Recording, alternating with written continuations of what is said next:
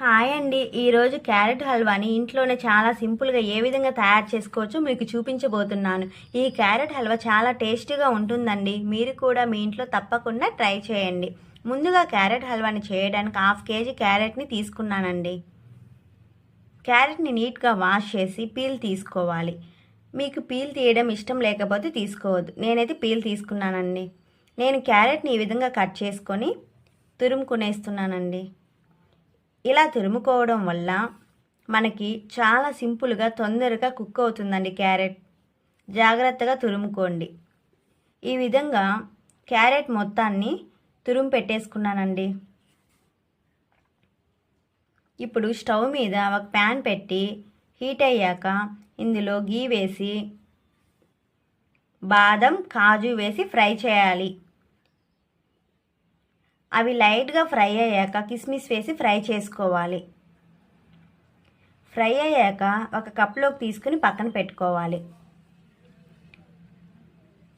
ఇప్పుడు ఇందులోనే మనం ముందుగా తురుము పెట్టుకున్న క్యారెట్ని వేసుకొని పచ్చివాసన పోయేంత వరకు ఫ్రై చేసుకోవాలి. ఫ్రెండ్స్, మీరు మన ఛానల్ని ఫస్ట్ టైం చూస్తున్నారా? ఇంకా సబ్స్క్రైబ్ చేసుకోలేదా? అయితే మరెందుకు ఆలస్యం ఫ్రెండ్స్, వెంటనే సబ్స్క్రైబ్ బటన్ని టచ్ చేయండి. తర్వాత పక్కనే ఉన్న బెల్ ఐకాన్ కూడా యాక్టివేట్ చేసుకోండి. ఈ విధంగా 2 నిమిషాలు బాగా ఫ్రై చేసుకోవాలి. ఇలా బాగా మిక్స్ చేస్తూనే ఉండాలి. ఇప్పుడు మనకి పచ్చివాసన అనేది రాదు. ఇప్పుడు ఇందులో మనం మిల్క్ వేయాలి. మిల్క్ వేసి బాగా కలపాలి.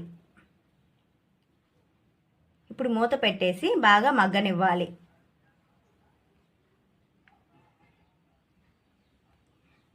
ఇప్పుడు కొంచెం దగ్గర పడింది కదండి.